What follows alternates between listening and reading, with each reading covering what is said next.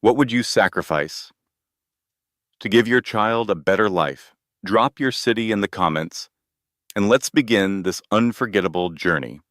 On a quiet, bitter night in Ridgefield, Claire Monroe stepped into a world she never thought she'd be, part of a place where silence was currency and women were reduced to numbers and price tags.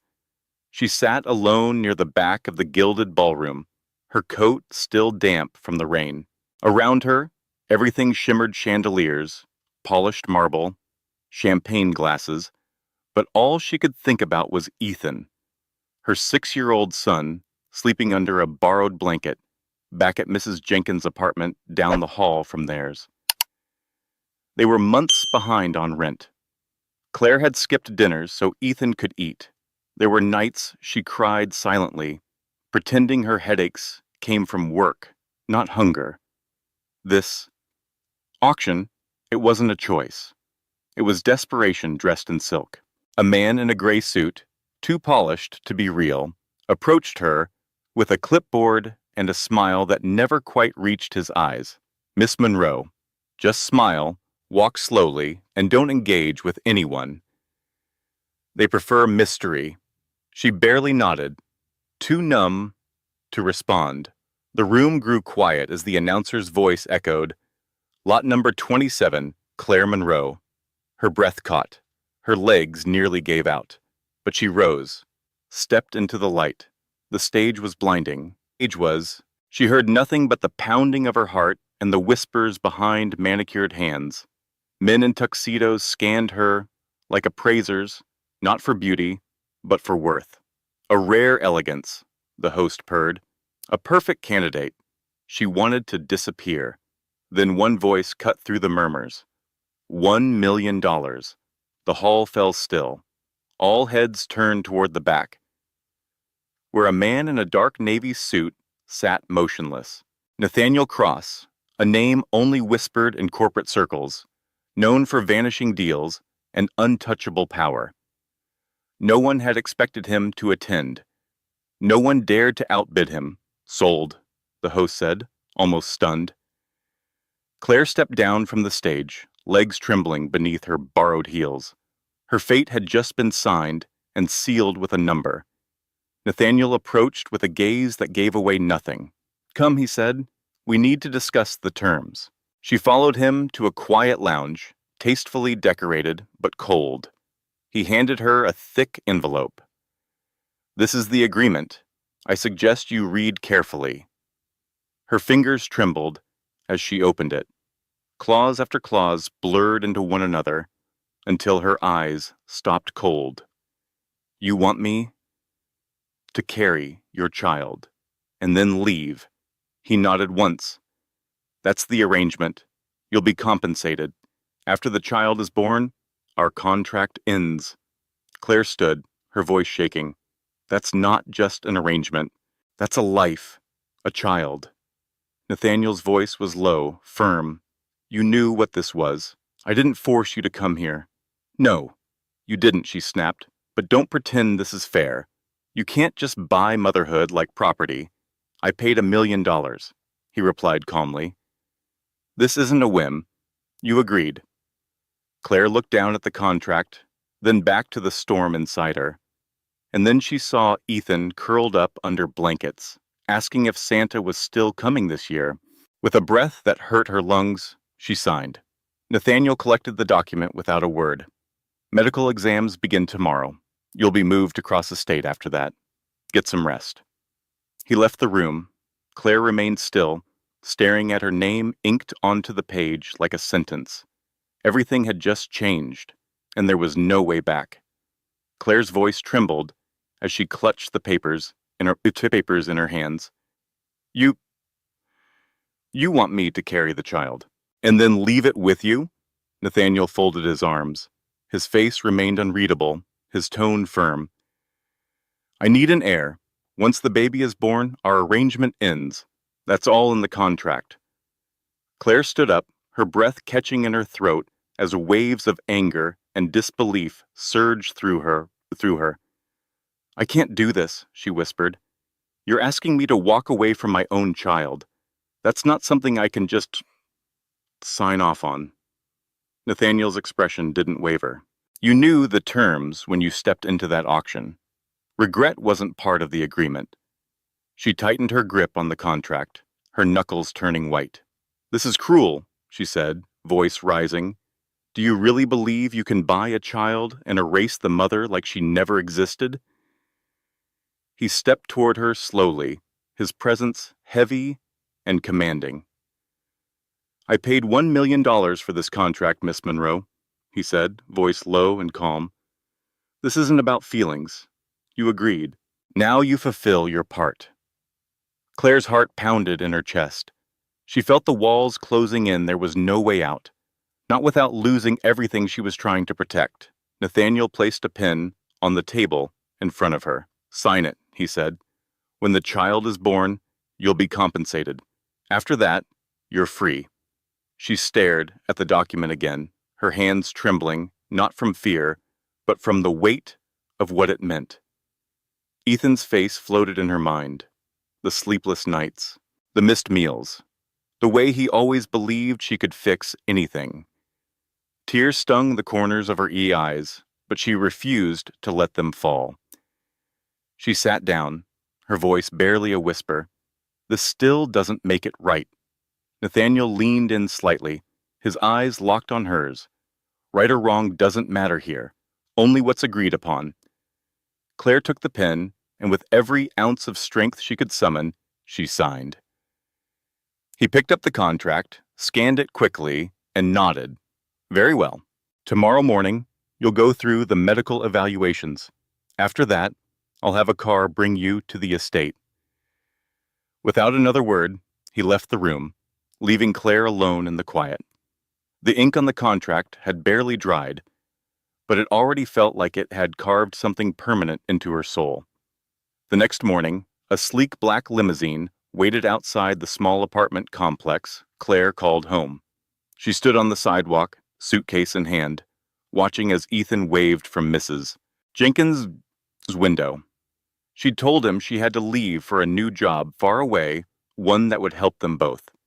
He didn't understand, but he smiled anyway, trusting her like he always did. The ride was long and silent. Claire stared out the window as the modest streets of Ridgefield gave way to winding roads and sprawling private land. By the time they reached Cross Estate, the landscape had transformed entirely. Immaculate gardens, tall iron gates, and a mansion so grand it hardly looked real. Nathaniel stood at the front entrance, as composed as ever. I'll give you a quick overview of the house and the expectations, he said, leading her inside. Your privacy will be respected, but I expect full cooperation. No questions, no deviations.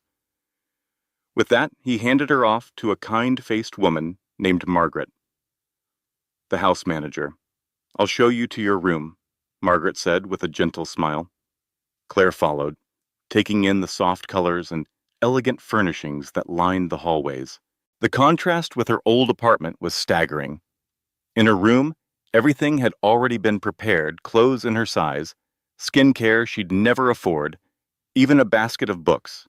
It felt like stepping into someone else's life.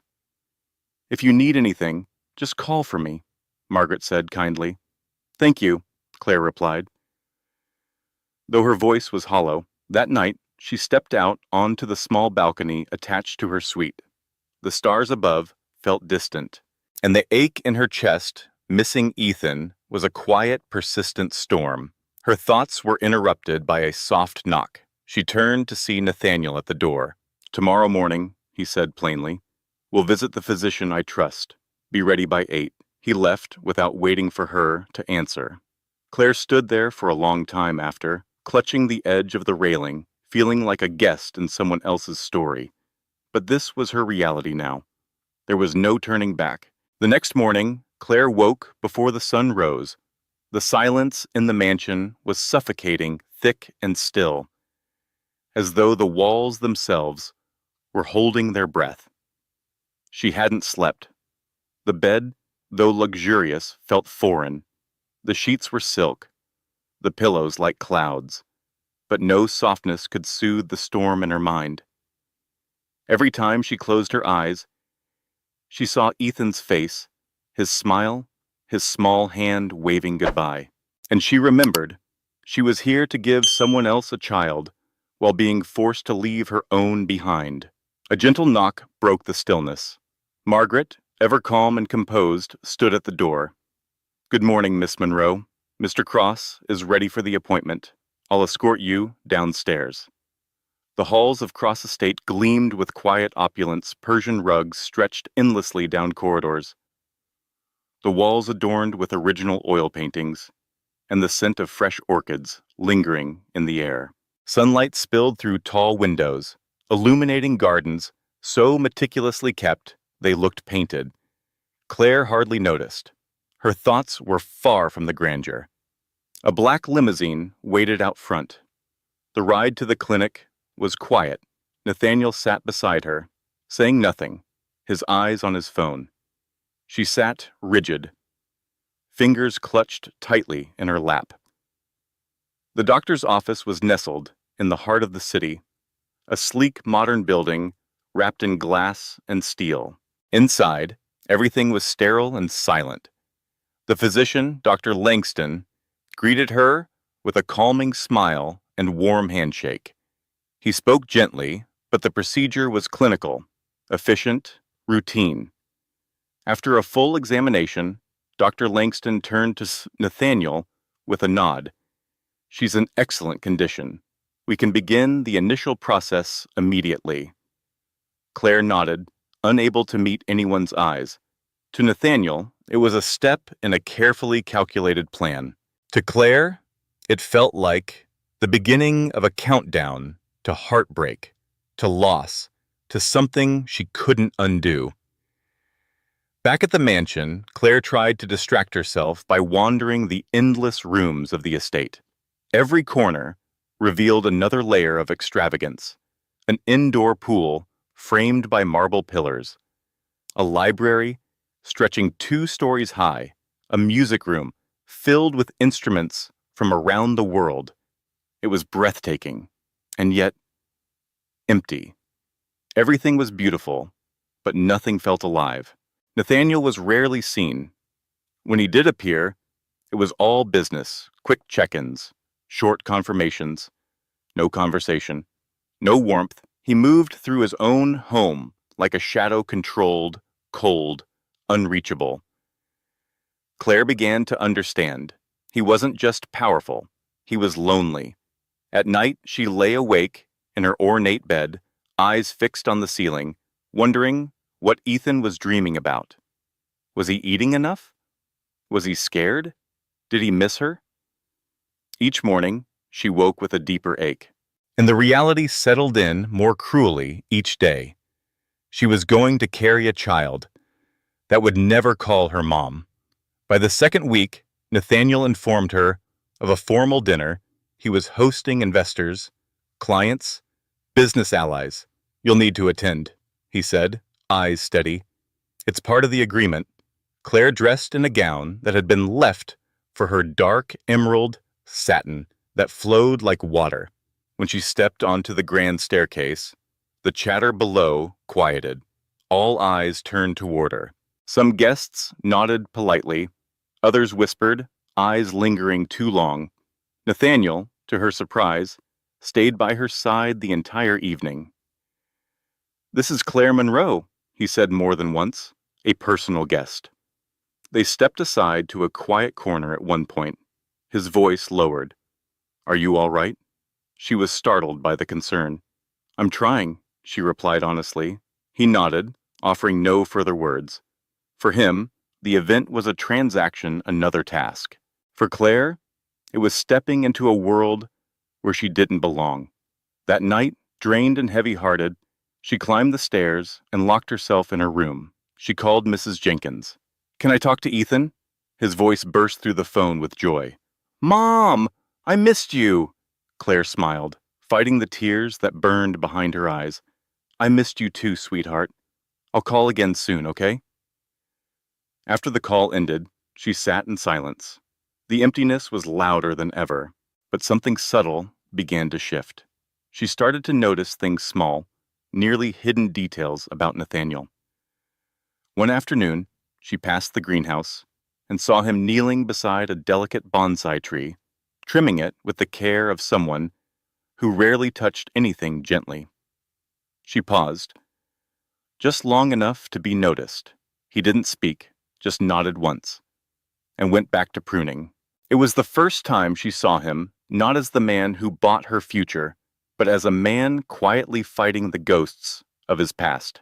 One afternoon, as Claire wandered through the estate's gardens, she came across a quiet moment that caught her off guard. Nathaniel Cross, the man who rarely touched anything that didn't serve a purpose, was kneeling by a small tree, gently watering its roots with a care that felt personal. She slowed her steps, watching from a distance. It wasn't just any plant. There was something sacred in the way he handled it. He looked up, sensing her gaze.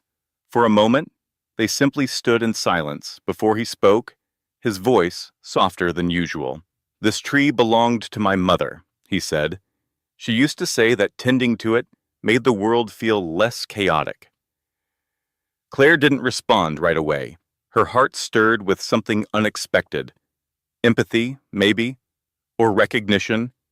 In that moment, Nathaniel didn't look like the man who bought her future. He looked like a son still trying to hold on to something he'd lost. Over the days that followed, Claire found herself talking more with Margaret, the housekeeper. As they folded linens or passed in the halls, Margaret began sharing pieces of Nathaniel's past, how he'd lost both parents before he was 20, how the empire he now controlled had been thrust onto his shoulders far too young. "He never had time to grieve properly," Margaret said one afternoon. "He just learned to hide it behind boardrooms and contracts." Those words stayed with Claire. She had been trying so hard to keep her distance to protect herself. But the longer she stayed, the more she saw. Beneath the surface, Nathaniel Cross was a man carved by responsibility and loneliness, just like she was shaped by sacrifice. Even so, she tried not to get attached. The mansion, with all its beauty, still wasn't home. And Nathaniel wasn't someone she could afford to understand too deeply. After all, her time there was supposed to be temporary. And yet, under the stillness, something was shifting. She found comfort in the gardens, in the way the sunlight streamed through the trees, in the sound of water trickling from the fountains. There in the quiet, her heart slowed, her thoughts found rhythm. Nathaniel often spent time in the same spaces, though he never initiated conversation. Still, she could sense his presence. He noticed her, even if he didn't always speak. There was tension, unspoken but palpable, a kind of curiosity suspended between two people who never intended to connect. One afternoon, she saw him again, this time carefully pruning the very tree from earlier. She hesitated, then stepped a little closer. "Do you like gardening?" she asked, gently breaking the silence. He didn't look up. "It helps me organize my thoughts," he replied. Claire stood quietly for a moment. It wasn't much, but it was something, a crack in the armor. She didn't push further. She didn't need to. In that small exchange, she understood. He wasn't unreachable, just guarded. That night, as Claire was preparing for bed, there was a knock at her door. She opened it to find Nathaniel, his usual formality softened by something more hesitant. "Can we talk?" he asked. She stepped aside, letting him in. He sat down, and for the first time, he looked unsure, like the man who had planned every detail of his life was searching for words he didn't know how to say. "I know this arrangement. It's not easy for you," he began, "and I've made no effort to pretend otherwise. But for what it's worth, I see your strength. I see what it takes for you to do this." Claire blinked, surprised by his tone. It wasn't cold. It wasn't distant. It was human. And in his eyes, she saw it vulnerability. Not pity, not guilt. Just quiet truth. It was the first time she thought maybe, just maybe, he wasn't as unfeeling as he seemed. Maybe beneath the rigid lines of control, there was a heart quietly breaking too. After he left, she sat alone in her room, staring at the closed door. Something had shifted, and she couldn't ignore it anymore. Life at Cross Estates settled into a quiet rhythm. Days passed slowly, but not without meaning. Claire still felt afraid of what was coming, but now, that fear shared space with something else: curiosity. Who was this man who had asked her for a child, and started to show glimpses of a soul he'd kept buried for years? The garden became her sanctuary. She noticed things now: a bird returning to the same branch each morning, the way the breeze moved through the roses, and how Nathaniel always seemed to appear just as she was about to leave. He rarely spoke, but he was there.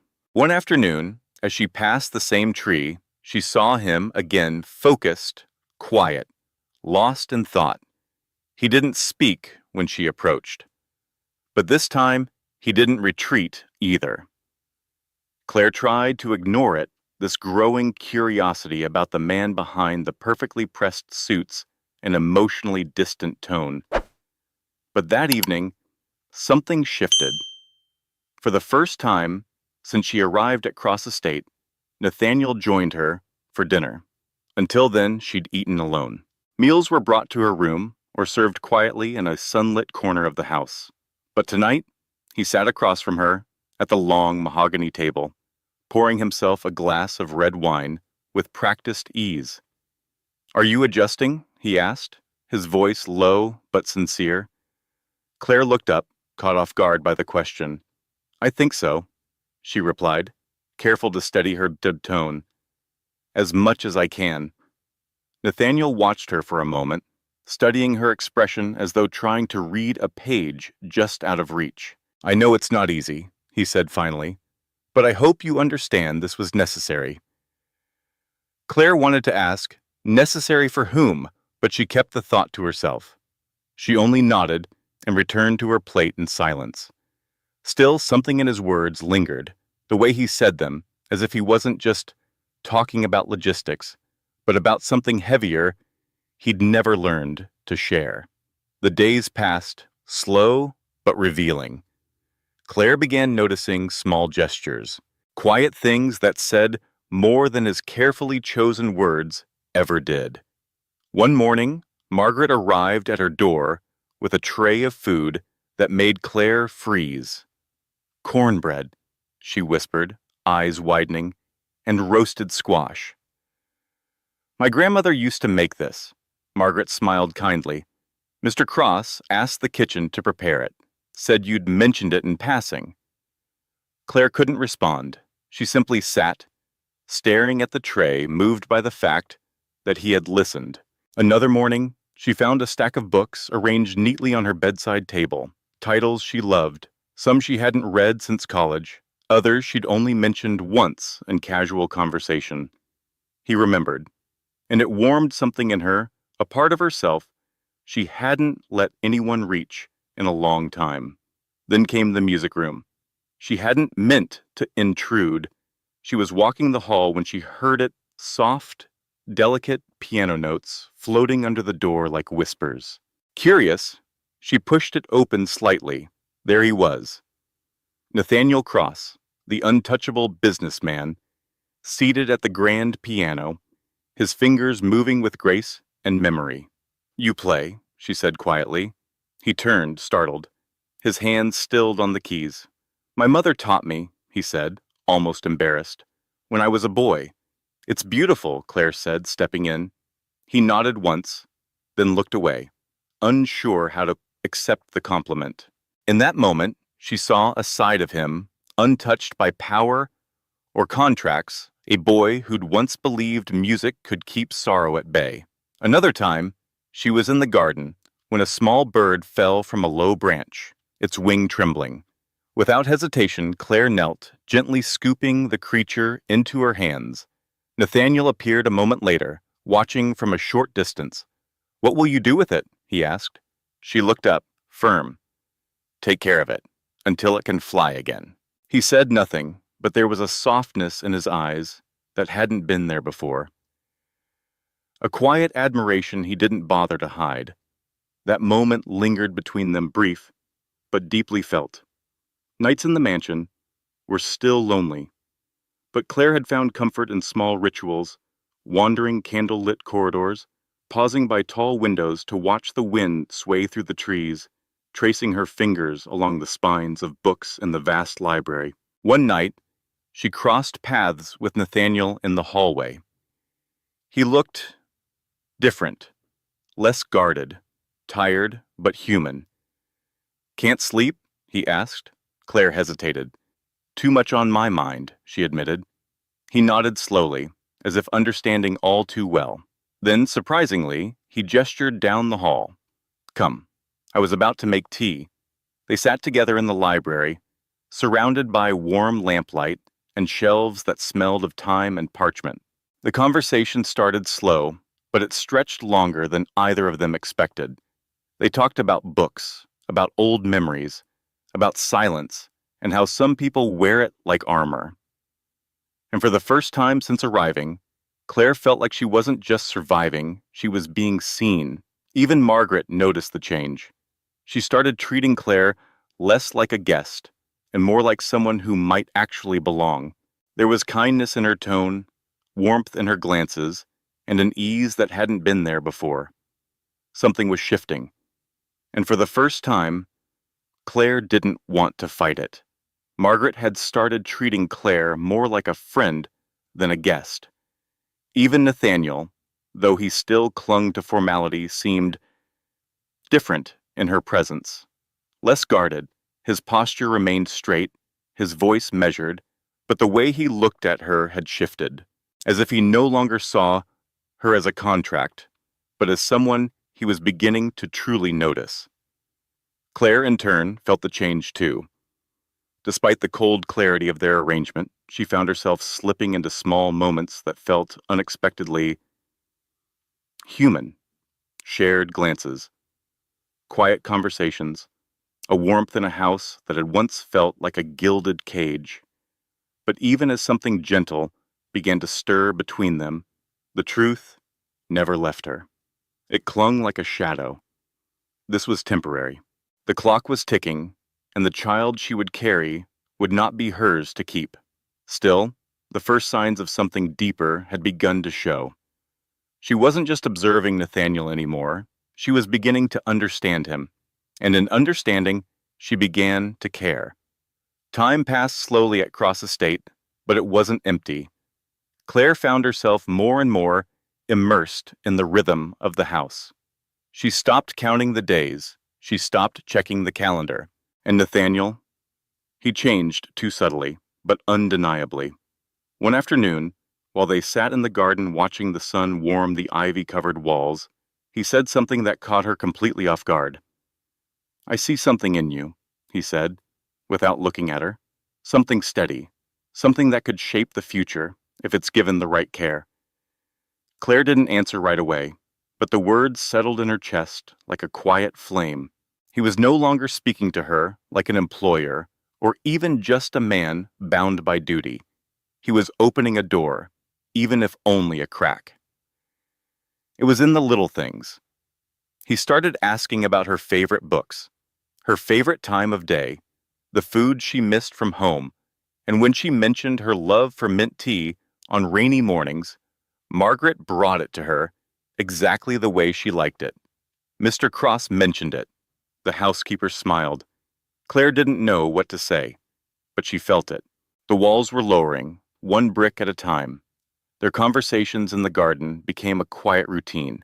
So did the evenings in the library, where they sat beneath soft lamplight, trading stories and thoughts like old friends trying to rebuild trust they never had.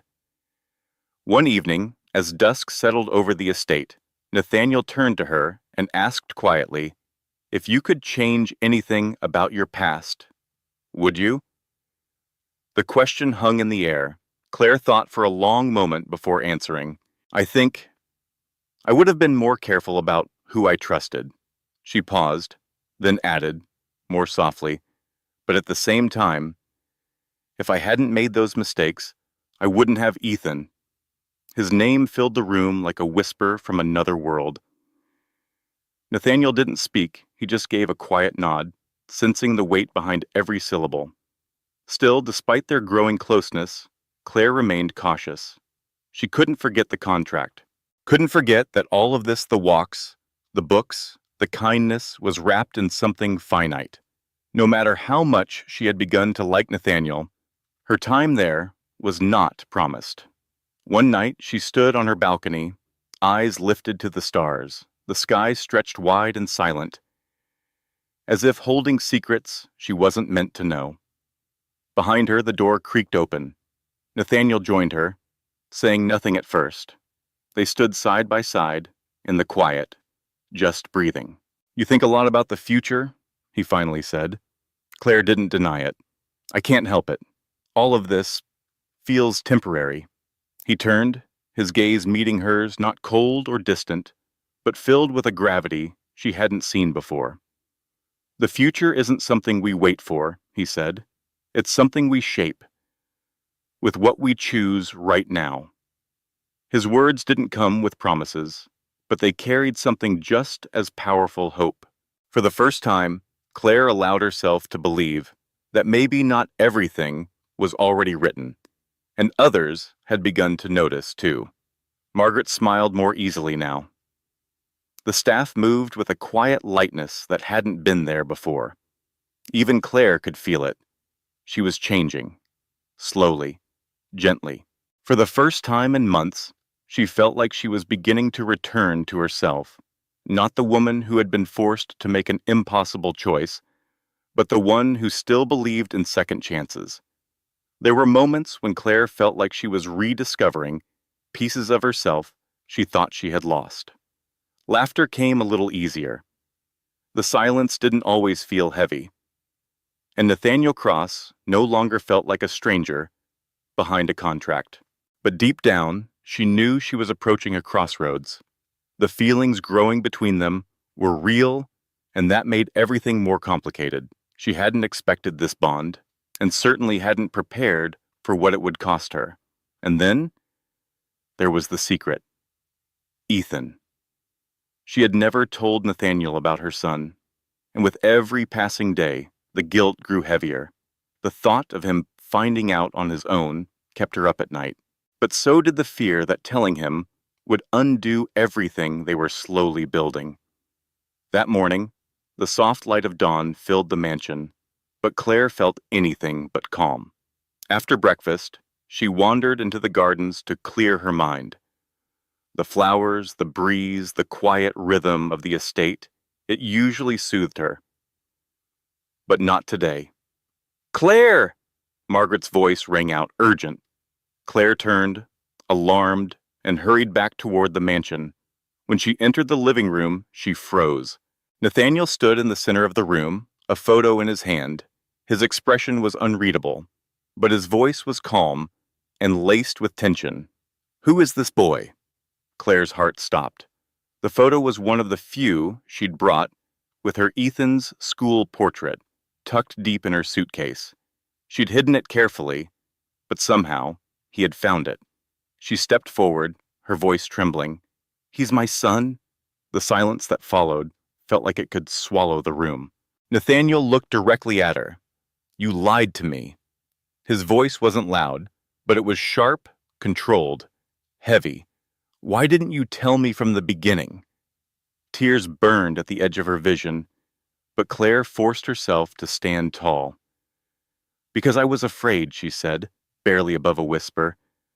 "Afraid it would ruin everything, that you'd see me as unfit, that you'd cancel the contract and send me away." Nathaniel's eyes narrowed. "You agreed to carry a child for me, while leaving your own behind. Why?" Claire's breath caught, but then she spoke, honestly, letting the words fall without hiding the pain behind them. "I did it for him, for Ethan. I couldn't pay the rent. I couldn't keep the lights on. There were nights he went to bed hungry, I didn't know what else to do. Nathaniel turned away, walking slowly toward the window. He stood there for a long time, staring out at the horizon. You should have trusted me, he said quietly. And just like that, the weight of disappointment in his voice broke something inside her. Claire's tears came silently. She knew this moment could destroy everything they'd been building, but the truth had been clawing at her for so long, and now it was out. That evening, Nathaniel summoned her to the library. The room was dimly lit, the air thick with unspoken words. A folder sat open on the desk in front of him. He looked up as she entered, then motioned for her to sit. I've reviewed our agreement, he said evenly. There's no clause that addresses something like this, no mention of personal secrets, or what happens when trust is broken. Claire felt her heart race. Please, she whispered, don't send me away. I'll still honor everything we agreed to. Nathaniel raised a hand to stop her. I'm not asking you to leave, he said, but trust Claire. It matters. And now we need to rebuild it. He slid a sheet of paper across the desk toward her. I want you to see him. You're allowed to visit Ethan. Claire's eyes widened in disbelief. But there's one condition, he continued. He can't know the truth, not yet. Not about you being here, or about this agreement. Claire stared at the paper, stunned. She wasn't expecting this kindness, this grace, and it made her guilt hit even harder. Why, she asked, her voice barely audible. Why would you do this? Nathaniel leaned back, folding his hands. His voice, when it came, was quieter than she'd ever heard it. Because I know what it's like to grow up without answers, and I don't want that for him, not completely. Let him have you, even if it's just in pieces. That's more than I ever had. Claire looked at him, and for the first time, she truly saw him not as the man who controlled her future, but as someone who had spent his whole life building walls to survive his own pain. And in that moment, something between them changed, deepened.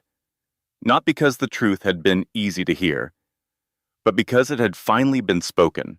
Nathaniel Cross was no longer just the man behind a contract.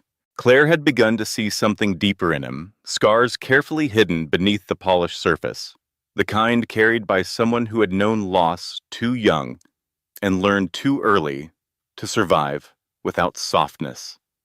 The next day, Nathaniel kept his word. A car was waiting for Claire at sunrise.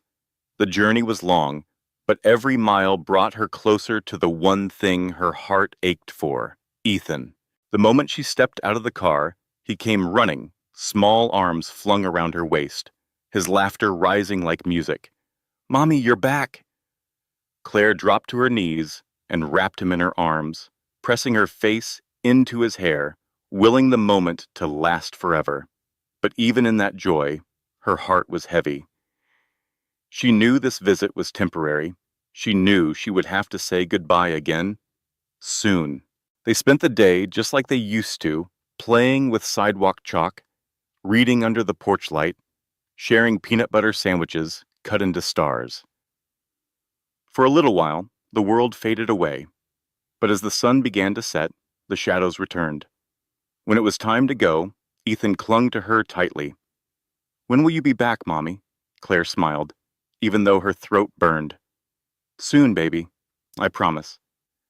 She didn't know how true that was, but in that moment, it was all she could give him. Back at Cross Estate, she walked through the front doors, completely drained physically, emotionally, soul-deep weary. Nathaniel was waiting in the living room, standing beside the fireplace. His expression was calm, but his eyes searched hers with quiet concern. How is he? He asked. Claire sank into the couch, her arms still aching from the goodbye. He's happy, healthy, she said softly, but leaving him? It never gets easier. Nathaniel nodded slowly, saying nothing more, but something in his gaze said he understood more than words ever could. In the days that followed, the atmosphere between them shifted. There was a stillness to it, a quiet understanding, an unspoken respect. It wasn't forced, and it wasn't rushed. It simply grew. Little gestures began to matter. They shared meals without pretense, walked through the garden without purpose, spoke in the library without script. One evening, as dusk settled outside the tall windows, Nathaniel spoke in a voice softer than usual. "My mother died when I was 11. Claire looked up. "My father, he buried himself in business after that. I had to grow up faster than I wanted to, took on responsibilities before I even understood what they meant." Claire watched him, surprised by his openness. "That must have been lonely." "It was," he replied. "Still is, sometimes." He looked down at his hands. "I don't think that part ever leaves." Claire wanted to reach out, to comfort him, but she didn't. Not yet. Still, the walls between them felt thinner now. That small moment of vulnerability had brought them closer than anything else could. As the months passed, their relationship continued to evolve. What had started as a cold, calculated agreement began to resemble something deeper, something real. Claire started to see Nathaniel, not as a tycoon or a contract holder, but as a man flawed, thoughtful, human. And Nathaniel began to see Claire not as a surrogate, but as a woman with a fire in her, and a softness that refused to be hardened by circumstance. After her visit with Ethan, a strange calm settled over the mansion. It wasn't silence anymore. It was peace. Their dynamic had shifted. What had once been tense and transactional now carried a quiet ease, like two people learning how to breathe in each other's space. Claire still held tight to her routines. Morning walks, quiet afternoons in the library, evenings on the balcony, tracing constellations with her eyes.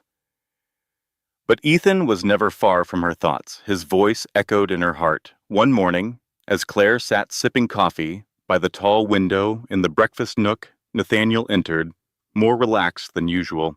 There was a hint of something lighter in his face, maybe even warmth. "I want you to come with me today," he said. Claire looked up, curious. "Where?" "I've got a meeting at one of my family's properties," he said, his tone casual. "It's quiet, peaceful. I think you'll like it. I think you'll like it," Nathaniel said softly. Claire hesitated, but only for a moment. Any excuse to step beyond the mansion walls, even briefly, was welcome.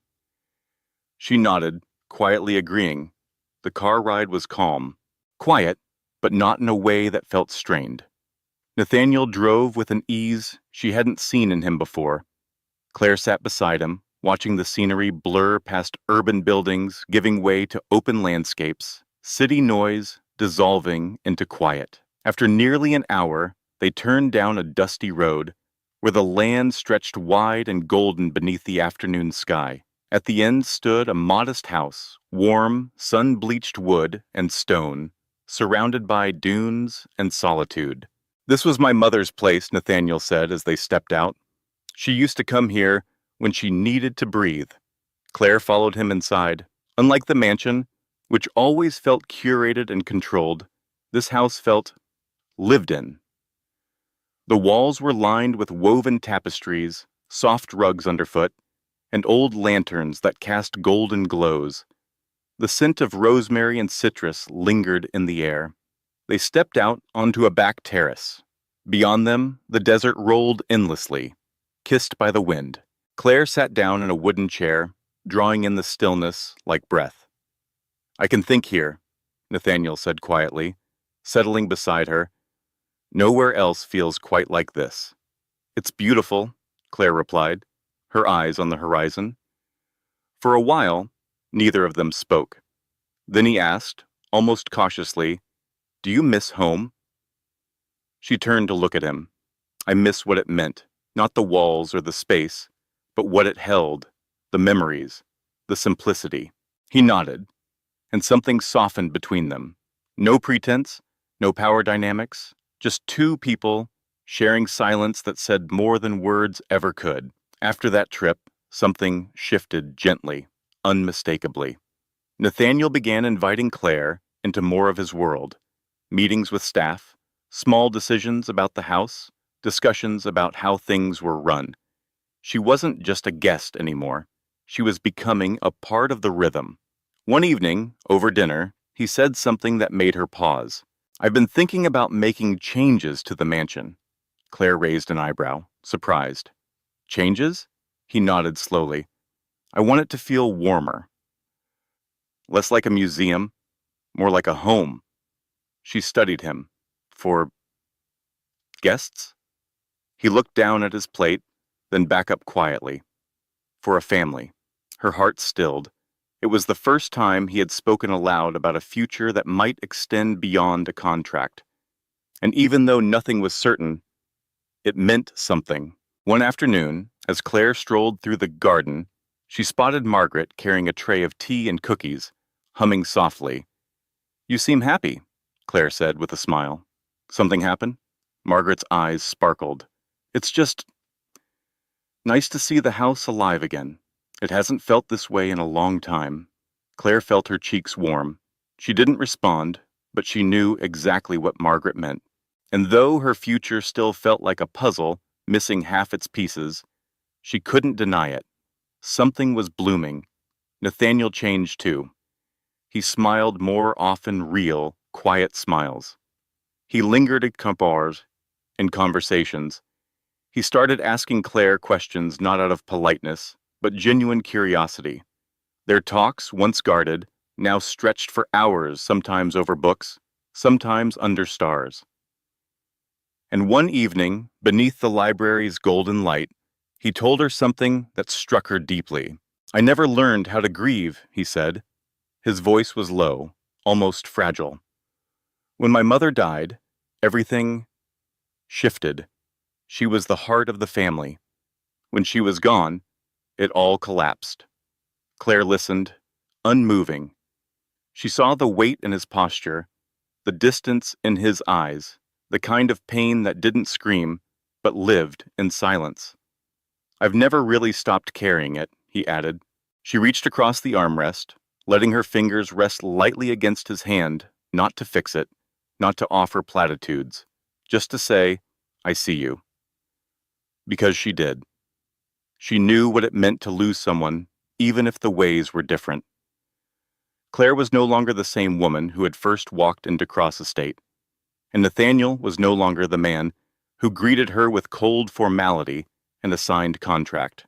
Whatever they were becoming, it was real, and it was growing. The moment they shared on that quiet evening didn't fade, it deepened. Though they never spoke of it directly, something between Claire and Nathaniel had shifted. A soft, steady closeness had begun to settle between them, threading itself into their days like sunlight through a curtain. But even with that warmth growing, Claire knew the truth. The contract was still there. As much as her heart was leaning toward him, reality had not changed. She still lay awake at night, staring at the ceiling, trying to understand what the future could look like and if it would allow her to stay. One night, there was a knock on her bedroom door. Claire opened it to find Nathaniel standing there, his expression uncertain, like a man carrying more than he could say. "Can we talk?" he asked quietly. She nodded and stepped aside, watching him settle into the chair across from her bed. "I know we have boundaries," he said, choosing his words carefully, "but I'm trying to understand what this is, what it's becoming." Her heart beat faster. There was something in his voice, unsure, searching, that felt more honest than anything he'd said before. "I'm trying to understand it too," she replied, just as honestly. Nathaniel nodded, and for a moment the silence between them wasn't heavy, it was hopeful. The change didn't go unnoticed. Margaret, always observant, remarked how Nathaniel seemed lighter, more present. Other staff members commented on how Claire had brought life back into the house. The once cold, quiet mansion had taken on warmth, laughter, and light, and Claire felt it too. Despite the contract, despite the uncertainty, She was beginning to see Cross Estate not as a place she was passing through, but as something closer to a home, even if she didn't know how long it would last. Every night, as she gazed up at the stars from her balcony, she felt it in her chest. She was standing at a threshold. Something was changing. Something real was forming. The days passed, and so did the boundaries. A brush of hands when passing in the hallway, shared stories over tea, lingering glances that spoke louder than words. Each moment, each gesture, brought them closer to a line neither of them had expected to cross. One morning, Claire walked into Nathaniel's office with a small tray coffee, a croissant, and a note tucked beneath the napkin. He looked up, clearly surprised. "I thought you could use a break," she said, trying to sound casual. Nathaniel stared at the tray for a moment, then offered a tired smile. "Thank you," he said. "Lately it's been hard to focus." Claire sat down in the chair opposite him. "Is it something with the business?" He shook his head. "No, just everything. A lot to process." Silence settled between them. Not awkward, just full of unspoken things. Finally, Claire asked quietly, "Do you think you've made the right decisions?" Nathaniel looked at her, something soft in his expression. "I've spent my life making practical choices, strategic ones, but lately, I wonder if I've been too rigid, if I've missed what really matters." Claire nodded, heart heavy with empathy. For the first time, he wasn't just a man holding everything together. He was someone asking himself if he'd been holding on to the wrong things. After that, the rhythm of their days changed again. Nathaniel started inviting Claire to accompany him on walks, to meetings, even social events. He included her not as a formality, but as someone who mattered. During a charity dinner at a grand downtown venue, he introduced her without hesitation. "This is Claire Monroe," he said, "my companion." The word hung in the air. Around them, conversations quieted, eyes turned. Claire felt their stares, like heat against her skin. Nathaniel, however, remained unfazed. The opinions of others meant little to him, but Claire, she wasn't used to the attention, the labels, the questions behind every glance. As they stepped away from the crowd, he leaned closer. "Are you all right?" She met his eyes. "I'm getting used to it," she said honestly. And she was, slowly, carefully, because no matter how fragile the path they were walking, Claire knew something undeniable now. This wasn't just a contract anymore. It was becoming something real. Claire smiled, though her heart was racing. She wasn't sure what surprised her more, Nathaniel taking her hand, or how natural it felt. His grip was warm, reassuring. "Don't worry," he said softly. "I'm here with you." Simple words. But they melted something inside her. From that moment on, their intimacy deepened, not in grand gestures, but in quiet ones. The kind that slip in between moments and settle in the soul. Nathaniel began sharing parts of himself Claire never thought he'd reveal. He told her about his childhood, how every decision had been shaped by legacy, not love, how expectations crushed most of his dreams before they had the chance to grow. In return, Claire opened up too. She spoke about raising Ethan alone, about the nights she couldn't afford both food and rent, and how even in the darkest times, Ethan's laughter had kept her from breaking. Nathaniel listened without interruption. No judgment, just presence. And in that stillness, something bloomed. One night, they were walking through the garden under a sky washed in silver moonlight. Nathaniel suddenly stopped and turned to her. "Claire," he said quietly, "since you came here, I've started to see things I never allowed myself to notice before." She blinked. "Like what?" "That there's more to life than deals and contracts. That sometimes you need to make space for something unexpected." Her heart skipped. She knew what he meant. She was feeling it too. But the contract still lingered in the background, a shadow neither of them could fully escape. Margaret had noticed the change. She smiled more around Claire, her glances carrying warmth, as if she'd already accepted her as part of the family. The other staff members exchanged quiet nods and knowing looks. Even so, Claire couldn't shake the fear. With every passing day, the end of the contract loomed nearer. The thought of having to walk away from all of this, from him, gnawed at her. One afternoon, while Claire was reading in the library, Nathaniel entered with a look she hadn't seen before, serious, contemplative. "We need to talk," he said, closing the door behind him. She set the book aside, her heartbeat picking up. "What's wrong?" He sat across from her, hands clasped tightly. "I've been thinking about the future." She stayed silent, waiting. "I know what the contract says. I know what we agreed. But things have changed." Claire's breath caught. She had imagined this conversation 100 times, but nothing could prepare her for hearing it aloud. "What do you mean?" she asked, voice barely a whisper. "I mean," Nathaniel said slowly, "I don't want you to leave. I want us to find a way to make this work, together." Those words echoed through her like a drumbeat. Exactly what she had longed for, and exactly what terrified her. "And what does that look like?" she asked, her voice shaking. "It means figuring it out," he said. "Not just for the baby, for us, for you and me." In the days that followed, something new took root: honesty. They began speaking openly, no longer dancing around their feelings. Claire confessed her fears about losing herself, about whether she could be strong enough to let go of the past. Nathaniel admitted his own, that he might never be free from the weight of his family's expectations, that vulnerability was still something that scared him. But through those confessions, they found something powerful: each other. One quiet evening, they stood together on the terrace, stars overhead like silent witnesses.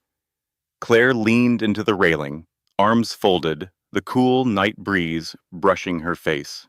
Nathaniel stood beside her, quiet, then turned toward her. "I didn't know what love was," he said, his voice raw and unfiltered, "until you walked into my life." Tears welled in Claire's eyes, but this time, they weren't from sorrow. They were from something she hadn't felt in a long time: hope. Cross Estate had once been cold and silent, a place of walls and contracts. But now, it was something else. It was becoming a home. The mansion had begun to feel like something it was never meant to be: a place with the potential to be home. And the bond between Claire and Nathaniel, it had grown beyond the boundaries of paper and ink. It was something living, breathing. That evening, as the sun slipped behind the hills, casting golden light through the tall windows, Claire sat in the music room, her quiet haven. Her fingers danced softly over the piano keys, weaving a wistful melody that echoed through the room like a memory. Nathaniel entered quietly, standing in the doorway for a moment before speaking. "Did you teach yourself to play?" Claire looked up, surprised, but offered a soft smile. "My mother taught me when I was young. It was our way of staying connected, especially during hard times." He stepped closer, then gently sat beside her on the bench. For a moment, he simply watched her hands glide over the ivory keys. "You have a gift?" he said softly. Claire stopped playing. The room felt full of something unspoken. Nathaniel's voice broke the silence. "I've been thinking about everything we've shared, about how we ended up here." She turned toward him, her heart steadying. His eyes held a seriousness she hadn't seen before. "And what are you thinking?" she asked. He drew in a breath, deeper than usual. "That I can't keep pretending this is just an arrangement, that what's grown between us doesn't matter." Claire's heart fluttered with a mix of hope and fear. Nathaniel rarely spoke of his feelings, and when he did, it meant something. Later that evening, he asked her to walk with him through the gardens. The trees swayed gently in the breeze. The sky was painted with fading light, and the silence between them felt both tender and heavy. My father was a hard man, Nathaniel began quietly. Everything was about the family name, reputation, control. Claire listened, her steps slowing to match his. After my mother passed, he became even more rigid. It was like love had no place in our world anymore, only duty. She reached for his hand just briefly, a quiet gesture of understanding. "And is that why you wanted an heir?" she asked. Nathaniel stopped, looking out across the garden before turning to her. "Yes, partly. But also," he hesitated, "because I've spent most of my life afraid of ending up alone." Claire's heart ached at the honesty in his voice. She understood that fear all too well. The next morning, Nathaniel asked her to come with him to a place far from the estate. They left early, driving deep into the desert. The world opened up around them, vast and golden, stretching endlessly under the morning sun. Eventually, they arrived at a secluded oasis, tucked between dunes like a secret. "This is where I come when I need clarity," Nathaniel said. "It reminds me that even in the harshest places, life still finds a way." They walked quietly along the water's edge, palm trees swaying above them, the desert breeze cool and cleansing. Under the shade of one tree, they sat together. Nathaniel stared out across the still water. "I've spent so long living by the rules of others' expectations, traditions, legacy," he said, "and I've never stopped to ask myself what I want." Claire looked at him, her chest rising and falling with the weight of the moment. "And what do you want now?" she asked. He turned to face her, eyes bright in the sunlight. "I want to live differently," he said. "I want to build something that's mine, real, not born from contracts or fear, but from choice, from love." Claire felt her throat tighten. Tears stung her eyes, but they didn't fall. Those words, they were everything she had once only dared to hope for. Even after everything that had been said, uncertainties still lingered. When Claire and Nathaniel returned to the estate, there was a quiet ease between them, but also an unspoken understanding. They weren't finished. Not yet. There were still layers of truth to uncover and fears to face. Claire spent many nights wide awake, replaying every step that had led her there. Her heart ached most when she thought of Ethan, what it would mean for him, for his future, and for the kind of mother she wanted to be. If she was going to move forward, she had to face her own wounds, not just hide behind the warmth that Nathaniel had given her. One evening, she stood out on the balcony beneath a sky scattered with stars. The air was cool, and the horizon shimmered with twilight. Nathaniel joined her, quietly, holding 2 mugs of tea. He handed her one without a word and stood beside her, letting the silence settle between them. "You know," he said eventually, his voice barely above a whisper, "I never thought I'd meet someone who could make me question everything I believed." Claire turned to look at him, her chest tightening at the vulnerability in his tone. "You've shown me that there's more," he continued. "More than obligation, more than legacy. That maybe there's room for something real." Claire gave him a soft smile, her eyes glistening. "And you've shown me that strength can be found even in pain, that I didn't have to do this alone." Their hands brushed on the balcony rail, neither of them pulled away. Over the next few days, Nathaniel began taking real steps to reflect the shift between them. He brought out the original contract, once rigid and absolute, and began revisiting its terms. Though some clauses about the child's future remained, he told Claire plainly, "I want to find a way forward that's fair, for all of us." Claire felt a mix of relief and quiet fear. She knew the road ahead wouldn't be smooth, but at last, they were walking it together. The energy in Cross Estate changed. Where once cold silence reigned, now soft conversation filled the halls. Nathaniel smiled more. Claire moved with ease. Margaret noticed it all, of course. I always knew Mr. Cross had a heart, she told Claire one afternoon, her eyes twinkling. He just needed someone brave enough to help him find it. Claire's heart swelled with gratitude. For the journey. For the change. For the man who once kept everyone out and was now learning to let someone in. Despite everything, Claire never let herself forget. The future was still uncertain. She and Nathaniel would need to fight for what they were building. But, for the first time, she believed they could. As another sun dipped below the horizon, Claire and Nathaniel sat together on the terrace, shoulder to shoulder. They didn't say much. They didn't need to. The silence between them no longer felt heavy. It felt like promise. The following morning, Nathaniel called Claire to his office. The room, usually so formal and austere, felt softer somehow. More personal. He gestured to the seat across from him, and Claire sat, her hands folded in her lap, waiting. "I've been thinking," he said. His voice was steady, but laced with something deeper, about everything that's happened since the day you walked in. Claire didn't speak. She only listened.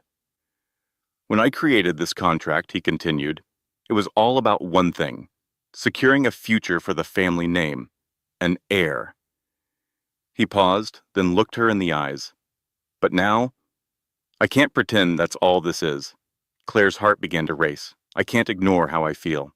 I can't act like what's grown between us is just a side effect of circumstance." Her voice was soft. "And what are you saying?"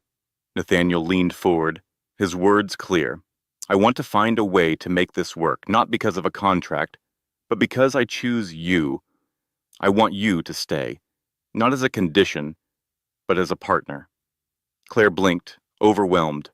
The words she had once only dreamed of were now real, spoken aloud, unfiltered and full of meaning. For the first time in a long while, she didn't feel like someone passing through. She felt like she belonged. What Nathaniel had said felt like a glimmer of hope, something Claire hadn't dared to imagine. But she also knew it wouldn't be that simple. There were layers to their story, responsibilities, a past neither of them could erase. And before she let herself believe in a future, she needed to be sure they were both ready for what it might cost. That afternoon, Claire walked through the gardens, her thoughts heavy but steady. She replayed Nathaniel's words over and over. She wanted to trust him. She wanted to believe that this could be real. But Ethan was still living in another city, and the contract still stipulated she would leave after the baby was born. Later, she found Margaret tending to the flowers near the central fountain, hands deep in the soil, humming quietly.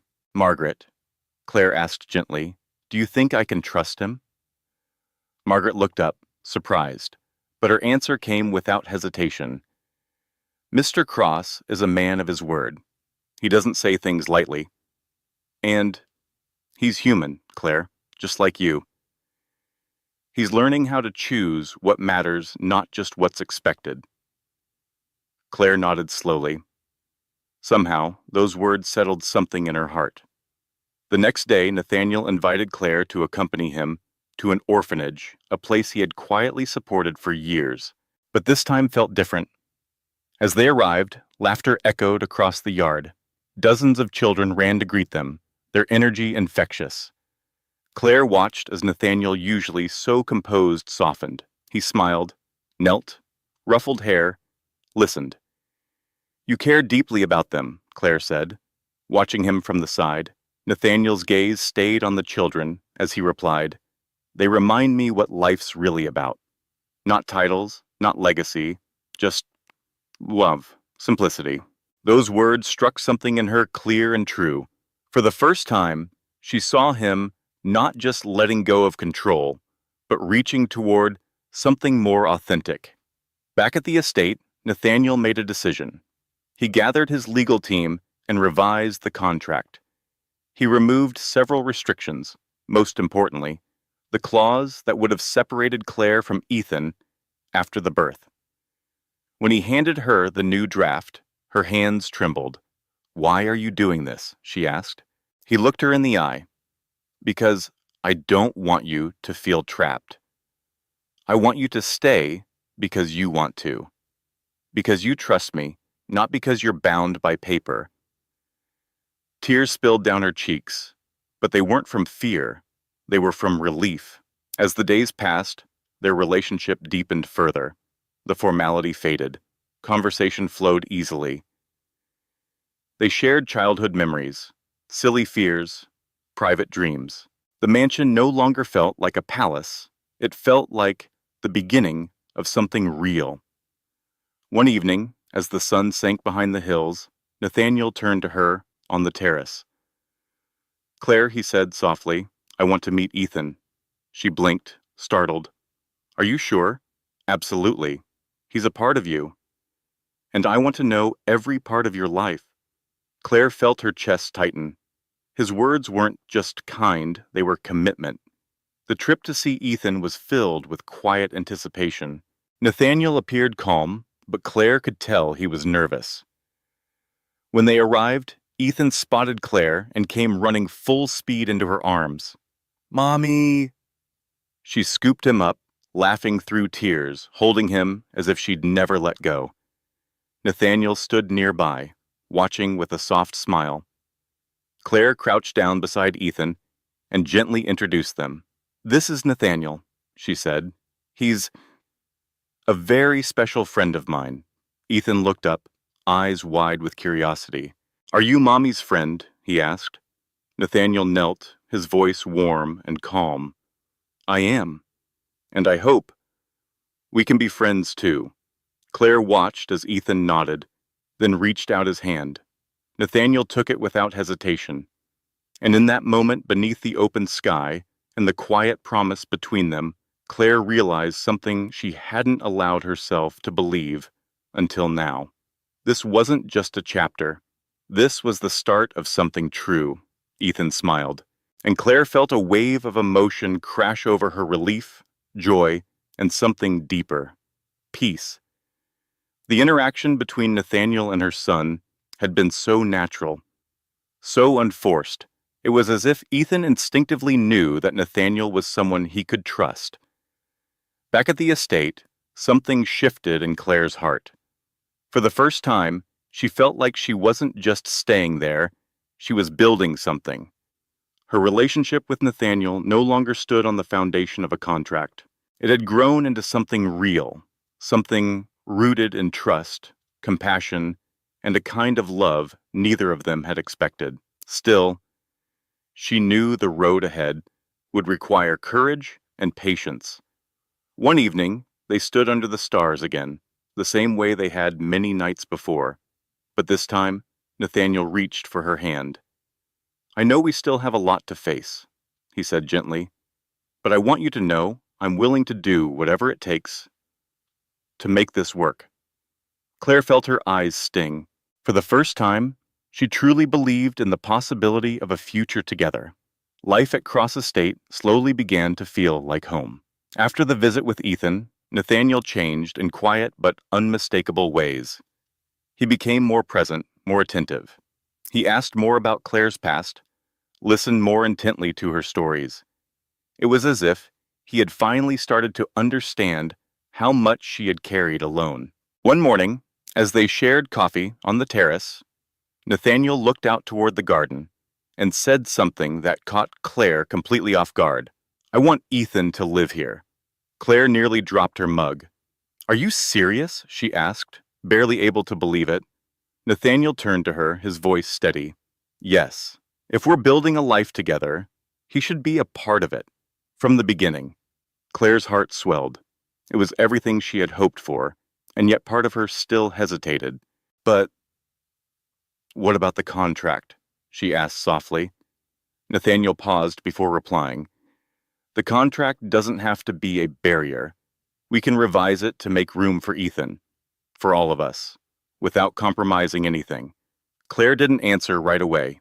She couldn't. The gesture said more than any promise ever could. Preparations for Ethan's arrival began immediately.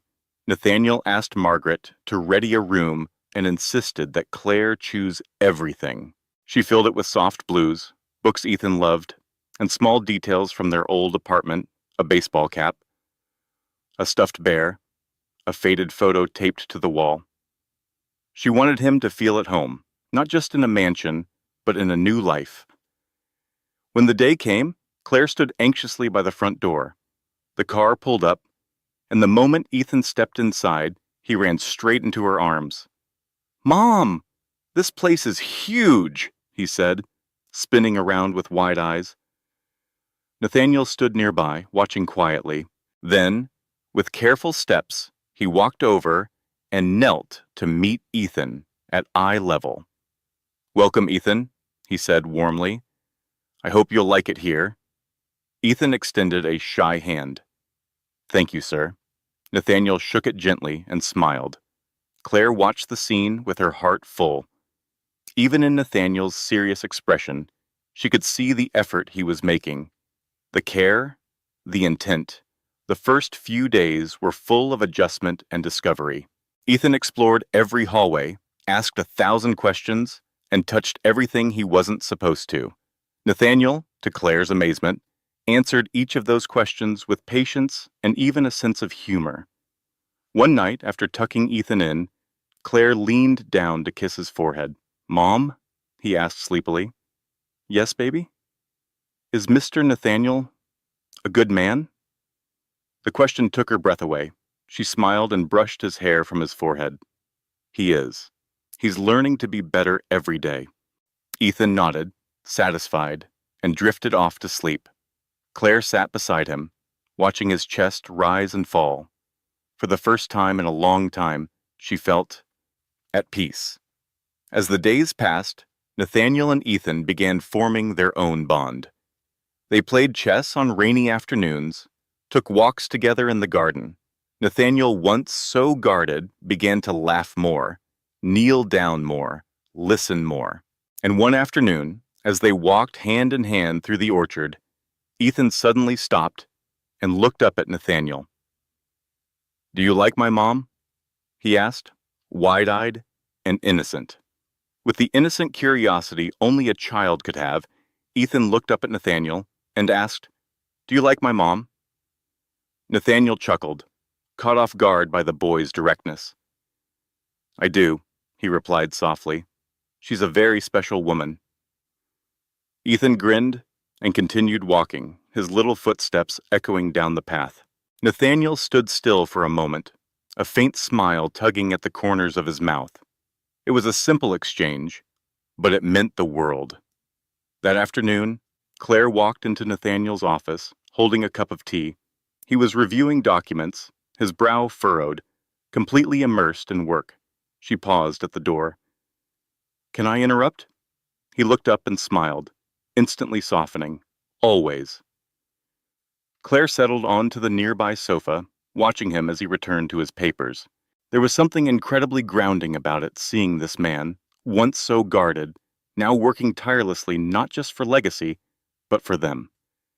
"You're working so hard for us," she said quietly. Nathaniel set down his pen and met her eyes, "Because you're worth it." The simplicity of his words sent a ripple through her chest.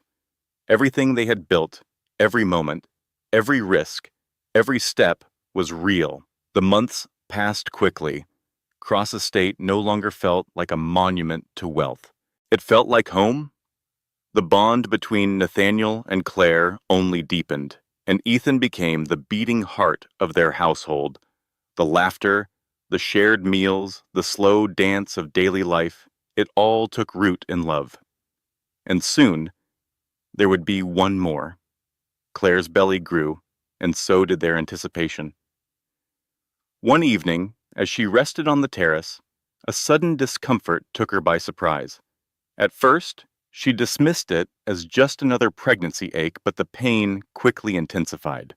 Panicked, she called for Margaret, who rushed into the room and immediately called for Nathaniel. "She's in labor," Margaret announced, wide-eyed. Nathaniel didn't hesitate. He ran to Claire, found her breathless, clutching her side. "We're going to the hospital," he said firmly, taking her hand. The drive was tense.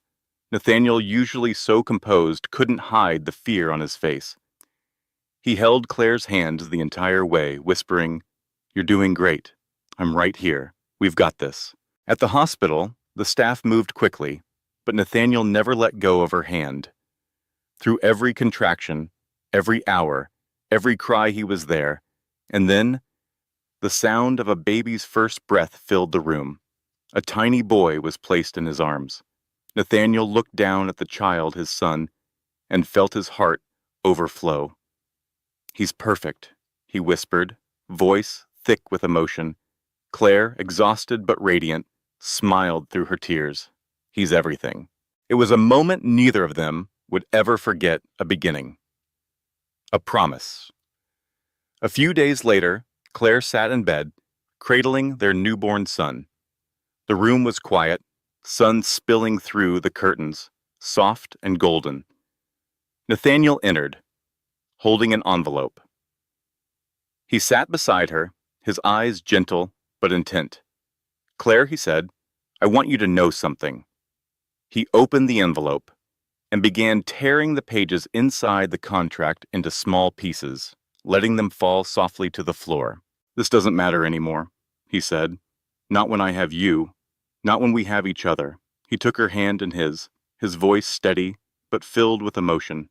"Everything I've done, every change, every choice, it's been for you, for Ethan, for our family. I don't want a piece of paper to define our future." Then, from his pocket, he pulled out a small velvet box. Inside, a ring sparkled softly in the light, elegant, timeless. "Claire Monroe," he said, lowering to one knee beside the bed, "you've brought light into my life. You've taught me what love is, what it means to have a family. I want to spend the rest of my life with you. Will you marry me?" Claire's hand flew to her mouth, tears spilling freely. "Yes," she whispered. "Yes, Nathaniel, I will." At that moment, Ethan, who had been quietly watching from the hallway, ran in with a burst of excitement. "We're going to be a real family," he shouted, throwing his arms around both of them. Nathaniel scooped him up and held him close, one arm around Claire, the other around the little boy, who had brought so much joy into his world. And just like that, a new chapter began, not one written by obligation or legacy, but by love. And together, they celebrated a moment that marked not just the start of a new chapter, but the beginning of a life they never dared to dream before. The months leading up to the wedding were filled with joy, gentle chaos, and quiet, meaningful preparation. Claire envisioned a ceremony that honored her roots, the strength, the simplicity, the love that had carried her through. Nathaniel made sure every detail reflected that dream. Cross Estate transformed into something out of a fairy tale. Lanterns glowed like stars in the garden. Fresh flowers danced in the breeze. Delicate lights wove between trees like golden threads. It was a perfect blend of tradition and new beginnings, a union not only of people, but of past and future. When the big day arrived, the sun shone gently over the garden. Claire, radiant in a white dress with soft golden embroidery, walked down the aisle with quiet grace. Ethan, beaming in his little suit, carried the rings with pride and excitement. As Claire reached him, Nathaniel's eyes glistened. "You look breathtaking," he whispered, taking her hands as if he never wanted to let them go. Their vows were simple, no grand poetry, just truth. They promised to love without conditions, to respect, to forgive, to grow, to choose each other every single day. They sealed their promises with a kiss, as heartfelt applause rose from their family and friends. The reception was a celebration of stories, cultures, and healing. Traditional music blended with melodies from Claire's childhood. Laughter echoed through the halls. The scent of warm bread, spices, and blooming roses filled the evening air. Ethan ran in joyful circles, thrilled by his new baby brother and the family that now surrounded him. Claire leaned against Nathaniel, her eyes reflecting the light of the garden lanterns. "This is everything I ever hoped for," she whispered. "And it's only the beginning," he replied, gently lacing his fingers with hers. As night fell, and the stars blinked awake above them, they danced beneath the open sky. No stage, no spotlight, just two hearts moving in quiet rhythm, surrounded by love, by laughter, by people who had witnessed the transformation of not just a couple, but a family. What began as an unexpected arrangement had become something beautiful, something lasting. Nearby, Ethan giggled as he played with his baby brother, the sound carrying softly through the night. Claire and Nathaniel exchanged a glance, no words needed. In that look was a promise. We will face whatever comes, together. They didn't know what the future held, but they knew what they held in their hands now: love, trust, and a home. And so, beneath the quiet stars of the American sky, their story didn't just end. It simply began again, a new beginning, filled with hope, healing, and light. How did this story touch you? Do you believe Claire made the right choice? Share your thoughts in the comments. And if this journey moved your heart, don't forget to like, subscribe, and explore more healing stories right here. Let love guide your path, and never underestimate the power of second chances. Thank you, from the bottom of our hearts, for being here. Whether you've been with us from the beginning or just discovered our stories, your presence means the world to us. Every view, every comment, every moment you spend listening is a reminder that stories have the power to connect, to heal, and to bring light to even the quietest corners of our hearts. We hope this journey touched something deep within you and reminded you that love, hope, and second chances are always possible. Stay with us for more stories that inspire, uplift, and embrace the beauty of being human. With love, the Shining Stories team.